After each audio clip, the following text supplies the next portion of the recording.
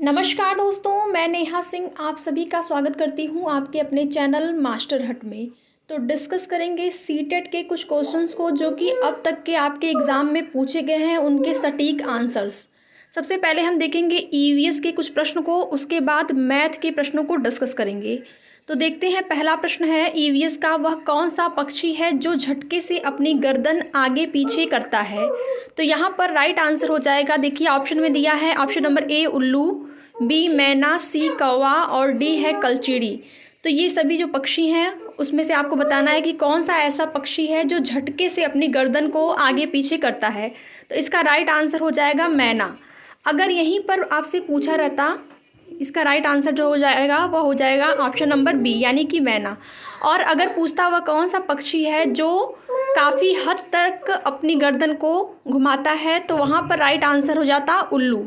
लेकिन यहाँ पर झटके से पूछा है तो आप इस शब्द को ध्यान में रखिएगा, इसका राइट आंसर हो जाएगा मैना। और ये प्रश्न जो है वह 2019 में भी एग्ज़ाम में पूछा गया है, यानी कि रिपीटेड क्वेश्चन है। अगर आपने प्रीवियस ईयर क्वेश्चंस लगाए होंगे तो आप यहाँ से काफ़ी प्रश्नों को आसानी से कर सकते हैं। अगला प्रश्न है, तमिलनाडु के निकटतम राज्य कौन से हैं। तो तमिलनाडु के निकटतम राज्य हैं केरल, कर्नाटक, आंध्र प्रदेश। ये आपका राइट आंसर हो जाएगा।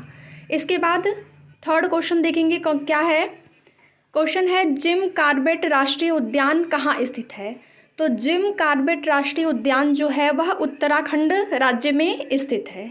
ठीक, प्रश्न का राइट आंसर हो जाएगा ऑप्शन नंबर ए। इसके साथ ही साथ इस तरीके से भी प्रश्न पूछ सकता है कि भारत का पहला राष्ट्रीय उद्यान कौन सा है। तो पहला राष्ट्रीय उद्यान जो है वह है जिम कॉर्बेट। ठीक है, ये पहला राष्ट्रीय उद्यान है, कहाँ पर स्थित है, तो उत्तराखंड राज्य में स्थित है।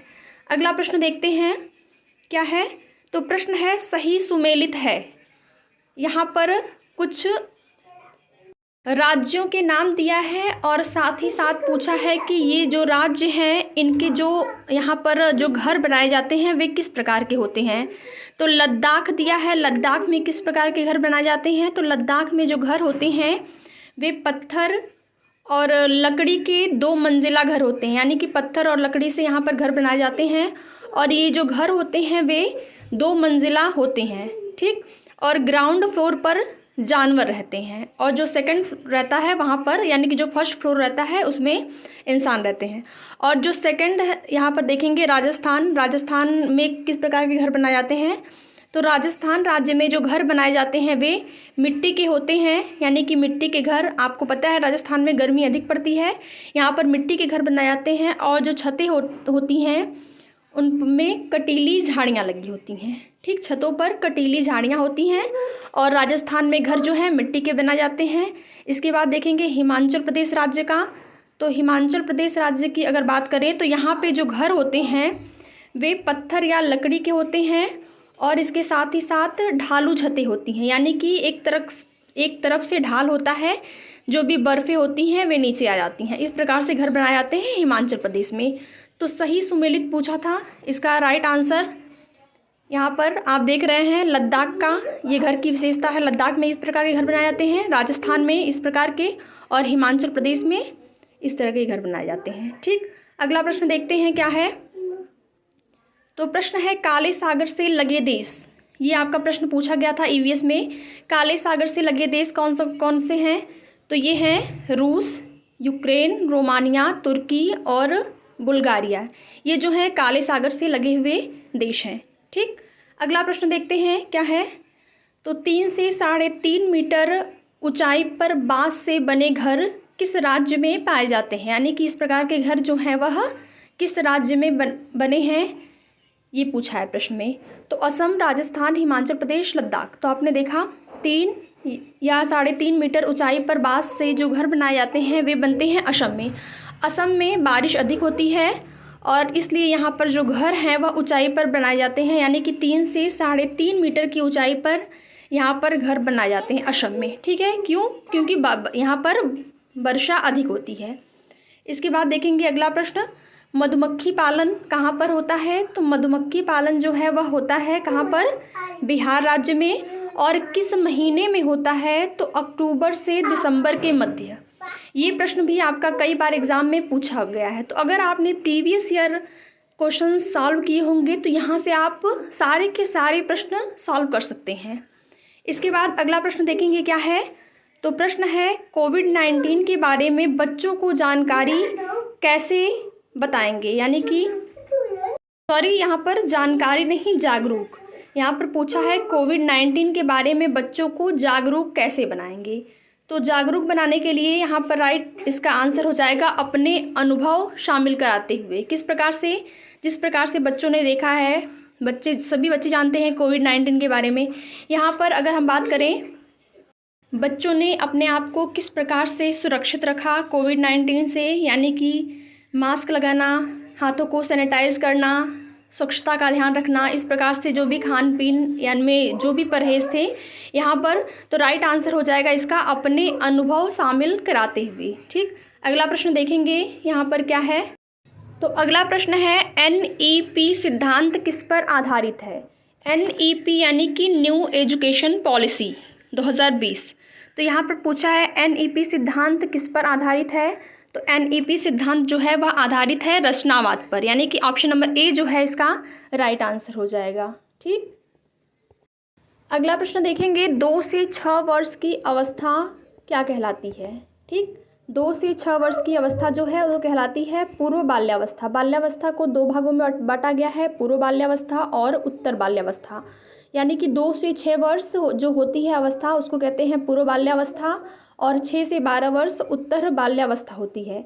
इसके बाद अगला प्रश्न देखेंगे जीन पियाजे से एक प्रश्न था, सूचनाओं के पैकेट्स यानी कि ज्ञान का संग्रह, इसको क्या कहते हैं, स्कीमा। क्या कहते हैं, कहते हैं इसको स्कीमा। जीन पियाजे के अनुसार सूचनाओं का पैकेट्स यानी ज्ञान का संग्रह क्या कहलाता है। तो इसका राइट आंसर हो जाएगा स्कीमा। ठीक, इसके बाद अब हम मैथ के कुछ क्वेश्चंस को डिस्कस करेंगे। इसके बाद दोस्तों यहाँ से हम लोग मैथ के क्वेश्चन करेंगे जो क्वेश्चन आ चुके हैं, और इससे रिलेटेड कुछ ऐसे टाइप के क्वेश्चन जो अभी आने की संभावना प्रबल चांस रहेंगे। साथ ही साथ इनके आंसर भी देखेंगे और ज़्यादा आपका समय नहीं लेंगे। यहाँ पर वीडियो को दोस्तों सभी लोग शेयर करते चलिएगा और सभी लोग प्लीज़ वीडियो को लाइक कर देना। फर्स्ट क्वेश्चन यहाँ पर देखेंगे, गणित की प्रकृति नहीं है पूछा है। यहाँ पर ध्यान देना है आपको, गणित की प्रकृति नहीं है पूछा है। तो गणित की जो प्रकृति होती है मूर्त होती है, तार्किक प्रकृति होती है, क्रमबद्ध श्रेणीबद्ध, ये प्रकृति होती है गणित की। लेकिन अमूर्त प्रकृति नहीं होती है। अमूर्त जो है गणित को बनाया जाता है शिक्षक के द्वारा छात्रों के लिए। छात्रों के लिए गणित की जो प्रकृति होती है अमूर्त नहीं हो सकती, बाकी मूर्त, तार्किक और क्रमबद्ध होता है, बनाया जाता है, होता है उनके लिए। यहाँ पर इस प्रश्न के लिए करेक्ट आंसर हो जाएगा बी, सेकंड वाला अमूर्त। फिर देखिए अगला क्वेश्चन है, यहाँ पर एक यहाँ पर वर्ड दिया गया था वन, ONE में यन में कोड पूछा है, कौन सा कोड होगा, सम कोड, अधिक कोड, न्यून कोड, रिजु कोड। तो बिल्कुल सिंपल सा क्वेश्चन था, जो कोड 90 अंश से कम होते हैं उन कोडों को कहते हैं न्यून कोड। जिन कोडों का मान 90 अंश होता है उन्हें सम कोड कहते हैं, जिन कोडों का मान 90 अंश से अधिक कोड, और इसी तरह से रिजु कोड 180 डिग्री वाला। फिर उसके बाद प्रतिवर्ती कोड होता है 180 डिग्री से अधिक वाले कोड। तो ये सब कुछ आपको पता होना चाहिए। यहाँ से एक क्वेश्चन बन ही जाता है और हर शिफ्ट में इस टाइप यहाँ से एक क्वेश्चन पूछा जा रहा है।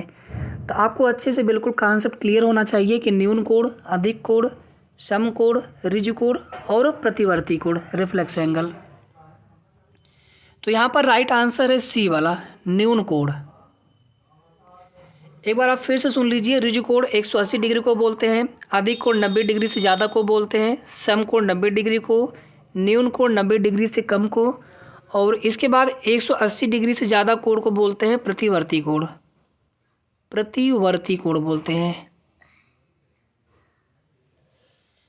अगला क्वेश्चन देखेंगे। इसके बाद एक यहाँ पर आयत दिया हुआ है, लंबाई इसकी 4 सेंटीमीटर, चौड़ाई 3 सेंटीमीटर है, और इसके एक कोने से जो है एक वर्ग यहाँ से काट लिया जाता है। इस प्रकार से यहाँ पर एक वर्ग काट लिया जाता है, और इस वर्ग की जो भुजा है 1-1 सेंटीमीटर है। चारों भुजाएं समान होती है वर्ग की। तो कह रहा है कि बाद के आयत का और पहले के आयत से परिमाप अनुपात बताइए। तो पहले अगर आप आयत देखेंगे तो ये पूरा आपका ऐसे आयत, यहाँ पर ये 4 हो गया, ये 3 हो गया, ये भी आपका 4 लंबाई, ये आपका चौड़ाई 3। सभी को जोड़ लेंगे तो 4 4 8, 3 11, 3 14 सेंटीमीटर। ये पहले वाले आयत का परिमाप हो गया। बाद वाले आयत का परिमाप यहाँ पर देख लेते हैं। ये आपका 3, ये आपका 4, ये आपका देखिए यहाँ पर 1 सेंटीमीटर यहाँ से कट गया है, 1 सेंटीमीटर यहाँ से माइनस हो चुका है, तो ये आपका 2 हो गया। इधर से भी 1 सेंटीमीटर माइनस इस पूरे 4 में से, तो ये आपका 3 बचा। तो 3 3 6 4 10 2 12, 12 सेंटीमीटर हो गया। तो यहाँ से आपसे अनुपात पूछा गया है कि बाद के आयत का, तो बाद के आयत का परिमाप कितना है 12 सेंटीमीटर, और ये अनुपात बताना है पहले के आयत के परिमाप से। तो पहले का जो आयत था आपका, इसका परिमाप कितना आपने यहाँ पे कैलकुलेट किया है 14 सेंटीमीटर। इसको थोड़ा सा और सरल कर लेते हैं, 2 छक्के 12 और 2 सत्ते 14, 6:7, 6:7। तो ये इस क्वेश्चन के लिए यहाँ पर करेक्ट आंसर था 6:7। बाकी इसमें 4 विकल्प दिए गए थे, आपको ये वाला आंसर सही करना था। ये भी आपको ध्यान देना कि किसका किससे अनुपात पूछ रहा है। अगला क्वेश्चन देखिए, 2 लीटर एक पानी की टंकी है, पानी का जो भी आप बर्तन समझ लीजिए, और सबसे पहले क्या किया जा रहा है कि इसका 1/4 किसी एक बर्तन में यहाँ से निकाल लिया गया। फिर जो शेष बचता है उसका 1/5 दूसरे बर्तन में निकाल लिया गया। फिर जो शेष बचता है उसका 1/2 तीसरे बर्तन में निकाल लिया गया। तो कह रहा है कि फाइनली 2 लीटर पानी में से कितना शेष पानी बचा है, आपको ये बताना है। बहुत सिंपल सा क्वेश्चन था, बस आपको थोड़ा सा सिस्टमेटिकली इसको करते जाना है। जैसे 2 लीटर पानी है, आंसर आपका जो है ग्राम में दिया गया था, तो आप यहाँ पे आंसर के अकॉर्डिंगली ही अपने प्रश्न को करेंगे।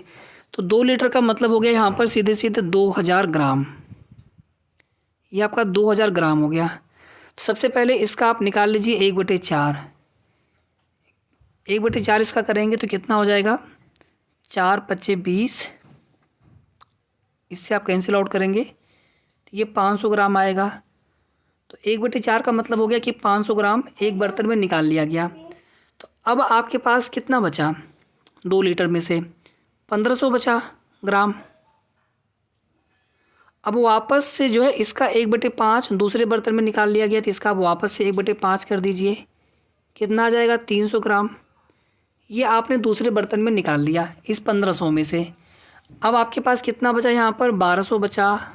1500 में से 300 माइनस करेंगे तो 1200 ग्राम बचा यहाँ पर।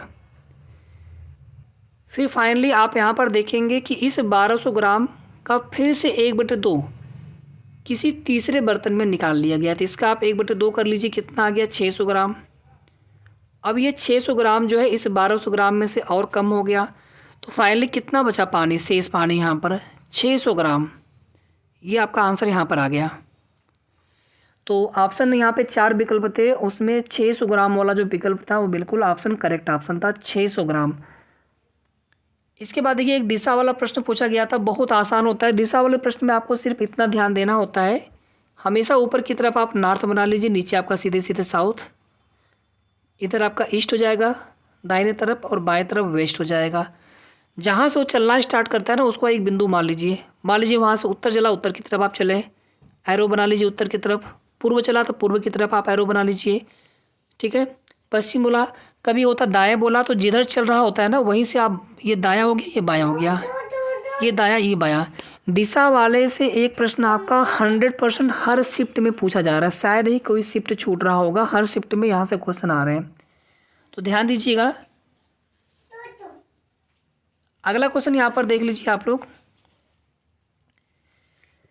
एक क्वेश्चन देखिए उस टाइप का भी पूछा जा रहा है कि 1/2 में कितने 1/4 होंगे, तो हम क्या करते हैं सीधे सीधे इसे डिवाइड कर देते हैं। इसके अलावा वो बर्तन वाली जो माप होती हैं कि कोई एक बड़ा बर्तन है, एक छोटा बर्तन यहाँ पर दे दिया, तो इससे हम कितनी बार इसको माप सकते हैं या फिर कितना इसमें हम इसमें पैक कर सकते हैं, इस प्रकार से बॉक्स दे सकता है। तो वहाँ पर क्या करते हैं, ऊपर वाले का आयतन जो बड़ा वाला है उसमें हम छोटे वाले आयतन से डिवाइड कर देते हैं। इस टाइप के प्रश्न पूछे जा रहे हैं। इसके अलावा पेडागोजी से आपका क्वेश्चन रहेगा ही रहेगा। एक क्वेश्चन यहाँ पे और देख लीजिए, 16 जनवरी को एक रेलगाड़ी 20:20 पर चली है और 17 जनवरी को 16:20 बजे गंतव्य पर पहुंचिए। दोनों स्थानों के बीच की दूरी 1440 किलोमीटर हो तो बताना है रेलगाड़ी की चाल कितनी है। तो पहली बात तो 4 बराबर होता है दूरी बटे समय। हमें चाल निकालनी है, तो यहाँ हमारे पास दूरी है 1440, यहाँ पर है, हमें भी निकालना है, यहाँ पर है। लेकिन अभी हमारे पास यहाँ पर समय नहीं है, तो हमें यहाँ पर सबसे पहले समय निकालना होगा। तो अगर आप ध्यान से देखेंगे तो आज जो है 20:20 से ट्रेन चली है और अगले दिन जो है 20:20 तक 24 घंटे पूरे हो जाते हैं। लेकिन यहाँ पर जो ट्रेन है, रेलगाड़ी है, वो 4 घंटे पहले पहुँच गई है। तो सीधे सीधे यहाँ पर कितना समय हो गया, 20 घंटे का समय हो गया। तो 20 से आप डिवाइड कर दीजिए, दूरी आपकी किस में है, किलोमीटर में हो गया, और ये आपका घंटे में है। 0 से 0 आपका कैंसिल आउट यहाँ पर हो जाएगा। थोड़ा इसको और सॉल्व कर लेते हैं। 2 सत्ते 14 और 2 दूनी 4, 72 किलोमीटर प्रति घंटा। तो यहाँ पर विकल्प में किलोमीटर प्रति घंटा में आपको आंसर करना था, तो ये आपका आंसर करेक्ट हो गया था। और अगर यही आंसर आपको मीटर पर सेकंड में करना होता तो इसको आप क्या करेंगे, मीटर पर सेकंड में कन्वर्ट कर लेंगे। इस बात का आपको बिल्कुल ध्यान रखना है कि आंसर किस में दिया गया है। बस थोड़ी ही देर में आपको कुछ और प्रश्नों के साथ आपको आंसर की देखने को मिलेंगे। जो अभी तक प्रश्न पूछे गए हैं, चाहे EVS, CDP, maths, Hindi, Sanskrit, सभी विषय से, सभी जितने भी आपका सेक्शन है, सभी सेक्शन से इंक्लूड करते हुए आपको बहुत जल्द क्वेश्चन मिलेंगे। तो उसे भी आप देखते रहिएगा और उम्मीद करता हूँ कि आपको ये आंसर की वाला जो सेशन है काफ़ी पसंद आया होगा। तो प्लीज़ वीडियो को सभी लोग ज़रूर लाइक कर देना। Thank you so much. Thanks for watching.